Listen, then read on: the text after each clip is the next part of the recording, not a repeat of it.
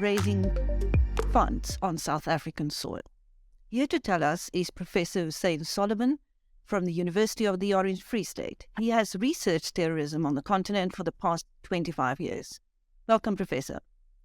Thank you so much for having me, Chris. Why does terrorist financing thrive so in South Africa? Because in many ways, South Africa is a wide open country. We don't have the ability, the capacity, or the political will to deal with this issue. And it's like any cancer, when you leave it, it just spreads.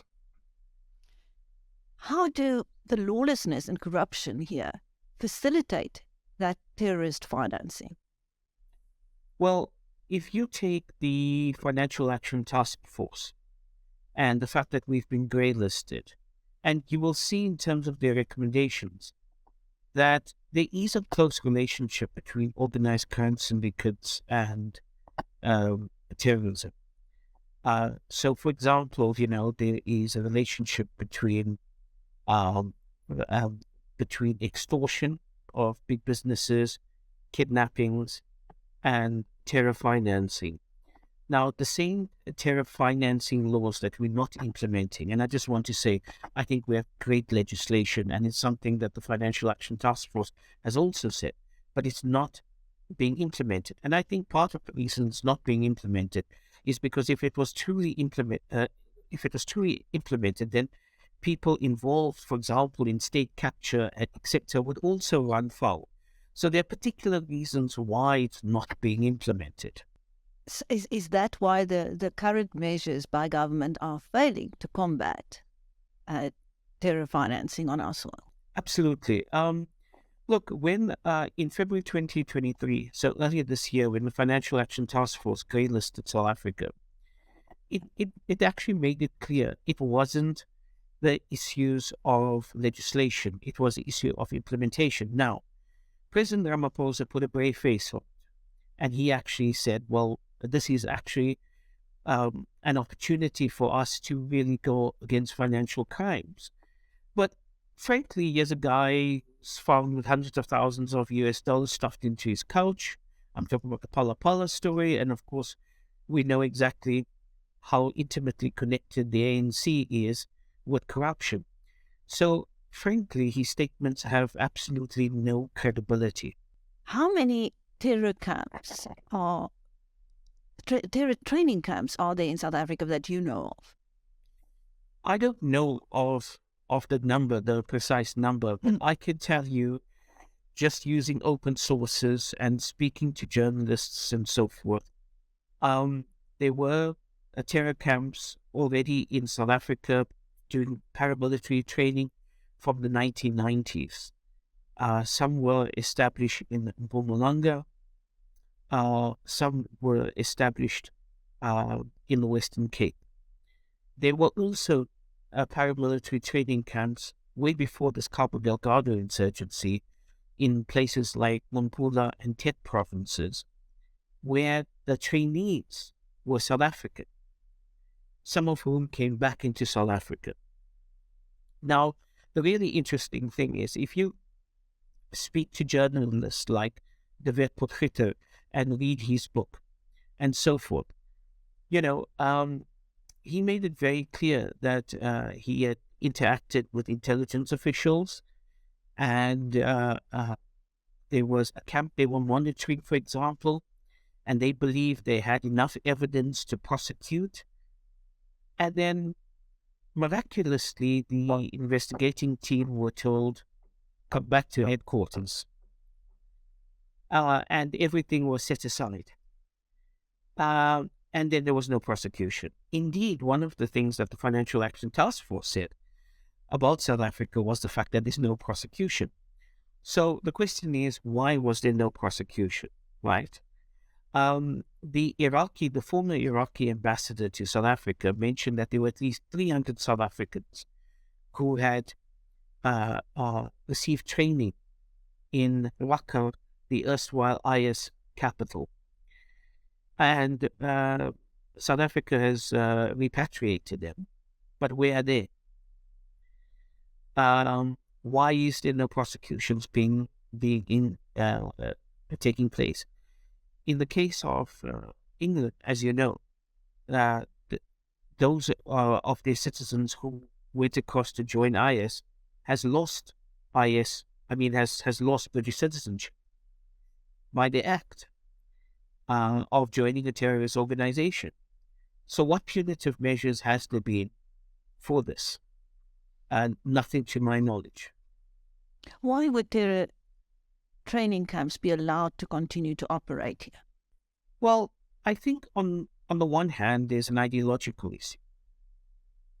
When I spoke to South African officials, many of them gave me this thing about one man's terrorist was another man's freedom fighter. We, the ANC, were called terrorists, despite the fact that we were fighting this odious apartheid regime and so forth. So I think there's the ideological aspect, but there's also the aspect about, well, we, as in South Africa, one official actually told me, we are immune from terror attacks because we never occupied Palestinian land. We never invaded Afghanistan and Iraq. We never bombed Libya, etc., etc. And of course, this is a bit of a joke because it's not true. There was a credible terror threat in terms of 2010 against the Soccer World Cup, which groups like Interpol helped us to neutralize. And I also think, honestly, there is no capacity inside the security services. It's been denuded of no capacity.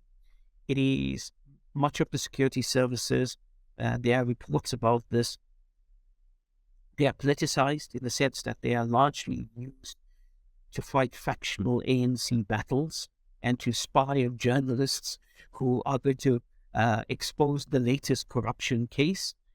And it is also about them, there are criminal elements within them as well. If you look at the case of Richard Mnuli and the crime intelligence, and of course we don't have, like the U.S. Department of Homeland Security. So we have to rely upon crime intelligence. And so all around we lose. So you're saying South Africa could indeed be vulnerable to a big terror attack, despite us allowing terrorists to train on our soil and raise funds here? Well, I think that South African policymakers have a very short memory. There was the case back in 1998 of the Planet Hollywood bombing and then the urban terror, which engulfed Cape Town, including the attack on the Baltimore Magistrate and police stations and so forth. There were various attempts, as you know, to blow up the Johannesburg Stock Exchange, to target the U.S. consulate, to blow up the V&A waterfront. In each case, there wasn't really any prosecutions which followed. Again, why not? More recently, there was a case of in Durban of a Islamic State cell, and the U.S. designating Farhad Huma and his businesses and him as a leader of the ISL, and the idea that they were sending money through criminal activities to ISLs in Mozambique and in the Congo. Now, what was very interesting there was when they raided his warehouse,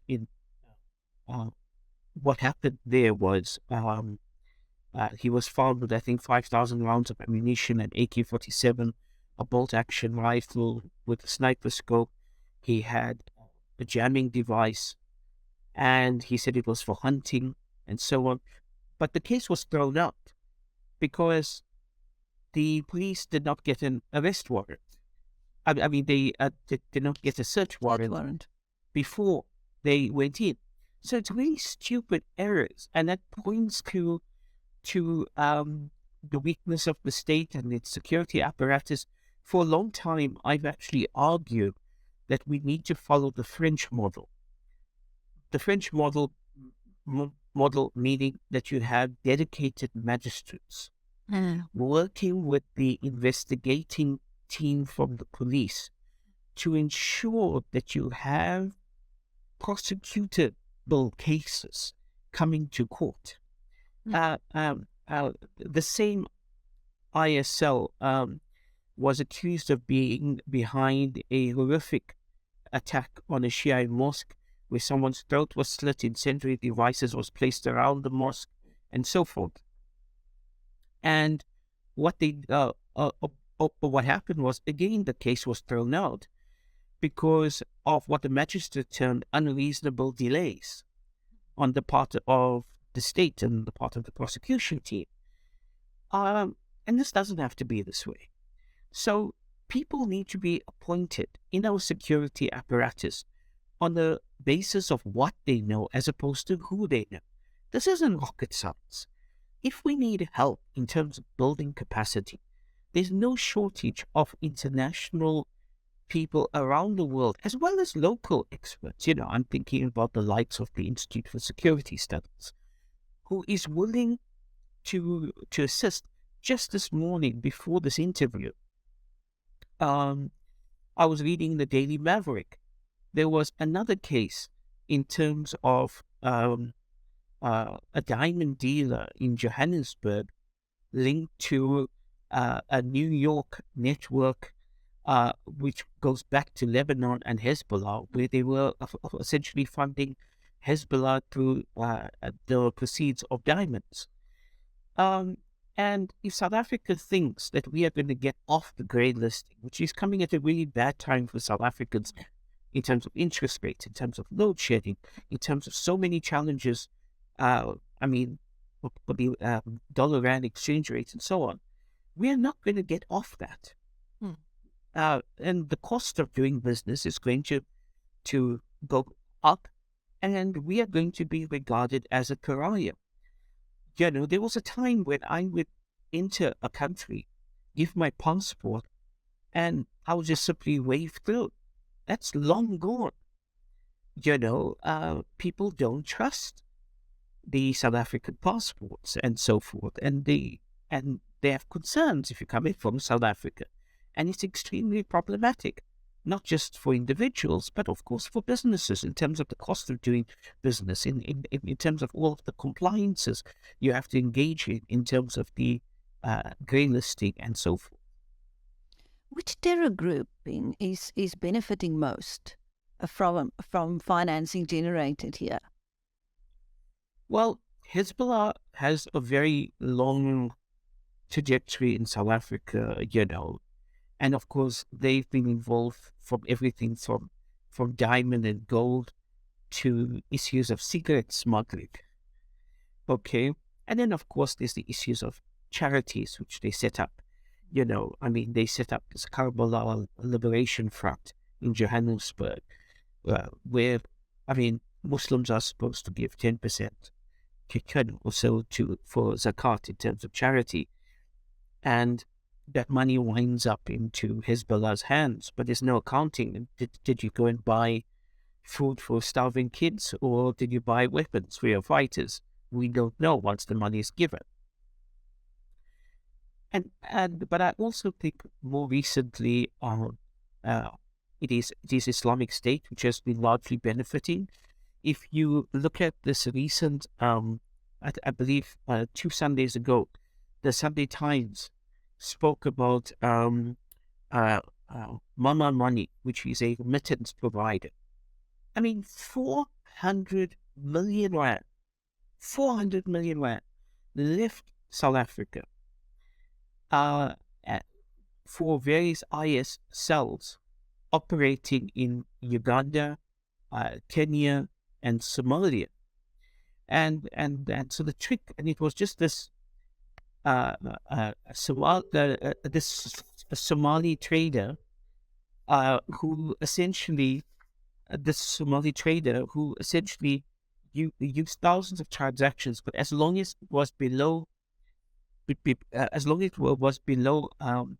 5,000 rand, he could get away with it. So more than 400 million rand left to support these groups, and part of the money went to go and fund a major lethal attack on Uganda. I don't think our African partners are very happy with us, frankly. Let's go back to how these terror networks and organized crime syndicates collaborate here. What have you picked up? Well, in the case of Farhad Rumor and the Durban ISL, it was largely, it seems, extortion of major businesses, right? Give me money or your business operations are going to be threatened, and then kidnapping rich people or their kids and then holding them to ransom has been a favorite. But there's also been other ways. I mentioned the issue of diamonds and, of course, these remittances. But there's been also other cases. There was this case of Ibrahim Tantouche. He had a very interesting thing. He actually set up two charities, one called the Afghan Support Committee, and the other one is the Revival of Islamic Society, and both of them, its main purpose was to assist orphans. Okay, so who wouldn't want to give money to support orphans? And it subsequently transpired that either there were no orphans or the orphans you mentioned were dead. But the money went to obviously fund groups like the Taliban and Al Qaeda. So I think what we need to see is greater scrutiny of the charities. We need to look at these cross-border transfers of cash. We need to look at the relationship between licit and illicit businesses, like in terms of this diamond corporations. And people have to be held accountable. But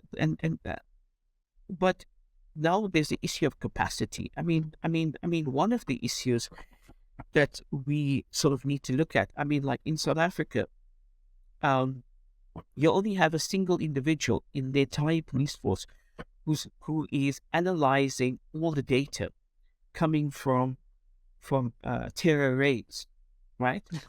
So you, if you just take the one raid, which was on Farhad Rumor, there were 200 devices that was confiscated from it. It had 5 terabytes of information. Now you just have this one individual, and that's just the results of one raid. And this is why prosecution cases are collapsing and so on. I don't think we need more policemen. I think we need to have more specialists in. But it's also true that if you have, for example, specialist forensic skills to follow the money trail, then you most probably sitting in a business or corporation as opposed to working for the state sector, right? And therefore, there's where your public-private partnerships kick in. There is where the South African security services need to work with business closely to assist them to shutting down these routes. Professor, as a Muslim, why have you devoted yourself for decades to researching terrorism? 1998 was my baptism of fire, and I was until then working on conflict resolution and mediation. But 1998 was the year of the East African bombings. It was the bombings of the U.S. embassies in Nairobi and Dar es Salaam. There were 5,000 casualties, largely locals as opposed to Americans. 1998 was the year of the attack on Planet Hollywood in Cape Town, the restaurant. And 1998 was also the year when the Vienna waterfront was targeted, when I had just left there because I took my kids for a boat ride. And I went into some major introspection in terms of how could Muslims be happy with the killing of the innocent? And if you want to demonstrate opposition to something, whether it's the issue of the Palestinian cause, whether it is about, in the case of the Planet Hollywood, it was because President Clinton had attacked Sudan. There are other ways to demonstrate criticism and so forth, as opposed to targeting innocent diners just enjoying the dinner at such a restaurant. And I guess I was trying to understand Islam more. I was trying to understand Muslims more, and ultimately I was trying to understand myself more. Professor, thank you very much for sharing a knowledge gained through decades of research with us. That was Professor Hussein Solomon from the University of the Orange Free State. Thank you very much.